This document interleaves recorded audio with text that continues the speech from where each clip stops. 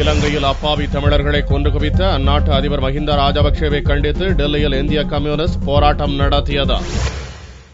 இலங்கையில் 2009ஆம் ஆண்டு இறுதிக்கட்ட போர் நடந்தபோது பல்லாயிரம் அப்பாவி தமிழர்களை கொன்று குவித்த அதிபர் மஹிந்த ராஜபக்சேவை கண்டித்தும் இலங்கைக்கு ஆயுதம் மற்றும் நிதியுதவி அளித்த இந்திய அரசை கண்டித்தும் டெல்லி ஜந்தர் மந்தரில் தமிழ் மாநில இந்திய கம்யூனிஸ்ட் கட்சியின் இளைஞர் பெருமன்றம் சார்பில் கொட்டும் மழையில் போராட்டம் நடத்தப்பட்டது.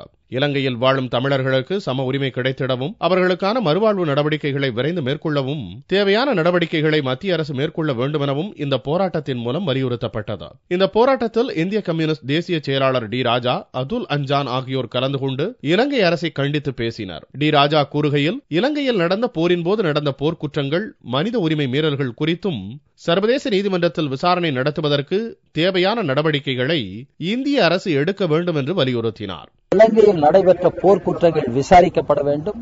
அந்த போர்க்குற்றங்களை செய்தவர்கள் சட்டத்தின் முன் நிறுத்தப்பட வேண்டும்.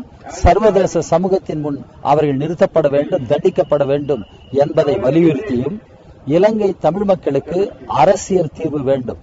மீதம் இருக்கிற தமிழ் மக்கள் அங்கு சகல உரிமைகளையும் சிங்களவர்களுக்கு சமமான முறையில் பெற்று அங்கு வாழ்வதற்கான ஒரு அரசியல் சமூக சூழல் அங்கே உருவாக்கப்பட வேண்டும். அதிகாரங்கள் அவர்களுக்கு கிடைக்க வேண்டும்.